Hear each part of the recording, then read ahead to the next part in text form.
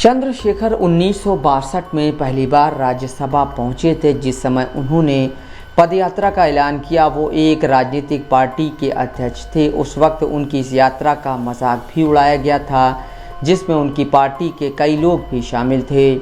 उन पर आरोप भी लगा कि वो पार्टी से ऊपर अपनी छवि बनाना चाहते हैं। कुछ ने कहा कि जनता पार्टी से ज़्यादा महत्व खुद को देते हैं, लेकिन जो बात वो अपनी पार्टी के दूसरे नेताओं को ना समझा पाए, उसे समझाने के लिए भारत में पदयात्रा के लिए निकल पड़े।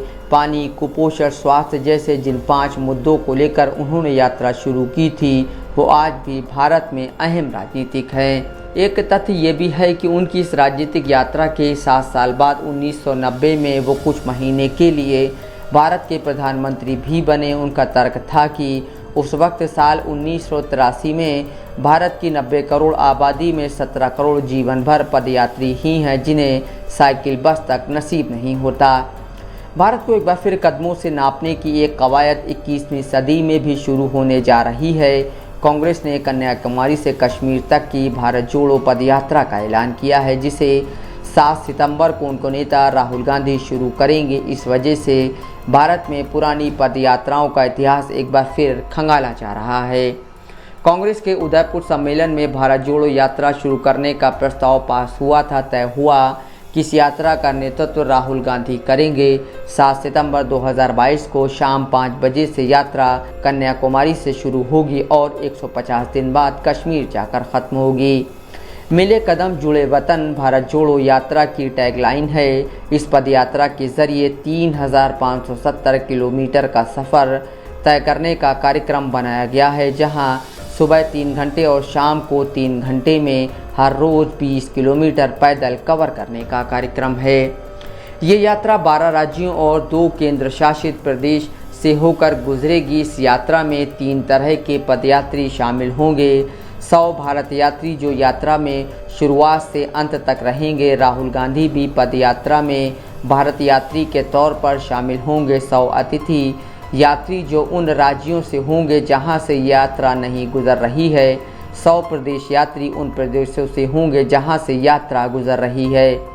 इस तरह से एक समय में कुल 300 पदयात्री इस पदयात्रा में शामिल होंगे। इन यात्रियों के रुकने के लिए अलग तरह के कंटेनर की व्यवस्था की गई है, जिसमें सोने, खाने और टॉयलेट की व्यवस्था होगी। इस पदयात्रा की ज़रूरत पर बात करते हुए कांग्रेस नेता जयराम रमेश ने कहा कि ये यात्रा भारत में फैली आर्थिक असमानता, सामाजिक ध्रुवीकरण और राजनीतिक तनाव के खिलाफ भारत को जोड़ने का एक प्रयास है। उन्होंने इन तीनों मुद्दों को विस्तार से समझाते हुए ये भी कहा, भारत में आर्थिक असमानता, महंगाई, बेरोजगारी, जीएसटी की वजह से है। सामाजिक ध्रुवीकरण जाति, धर्म, भाषा, खाना, पहनावा के नाम पर हो रहा है। राजनीतिक तनाव के लिए राज्यों और केंद्र के बीच बढ़ती खाई जिम्मेदार है, जो जांच एजेंसियों के गलत इस्तेमाल से और बढ़ती जा रही है। हालांकि कांग्रेस की पदयात्रा के कई सियासी मायने भी निकाले जा रहे हैं। कांग्रेस ये यात्रा तब निकाल रही है जब केवल 2 राज्यों में उनकी सरकार और 2 राज्यों में गठबंधन सरकार बची है। 2014 से 2022 तक 49 लोकसभा और विधानसभा चुनाव हुए हैं, जिनमें से 39 कांग्रेस हारी है। एक सच्चाई ये भी है कि कांग्रेस का अगला अध्यक्ष कौन है, इस बारे में फ़िलहाल सुगबुगाहट तेज़ है। जिस सितंबर माह में इस पदयात्रा की शुरुआत हो रही है, वही महीना अध्यक्ष पद के चुनाव के कार्यक्रम तय करने के लिए पहले मुकर्रर किया गया था। इसके अलावा 2024 में होने वाले लोकसभा के चुनाव में पीएम मोदी के सामने विपक्ष का नेतृत्व कौन करेगा, इसके बारे में विपक्षी नेताओं की तरफ से रोज़ नए नाम उछाले जा रहे हैं। साथ ही विपक्ष की एकता में बिखराव की खबरें भी अलग अलग तरीके से हर हफ्ते सामने आती ही रहती हैं। इस वजह से राहुल गांधी की इस पदयात्रा को लेकर विपक्ष और सत्ता पक्ष की नज़रें भी टिकी होंगी ही। कांग्रेस को भी इस बात का एहसास है। शायद इस वजह से कांग्रेस इस यात्रा में अपनी पार्टी का झंडा नहीं बल्कि तिरंगा लेकर चलेगी।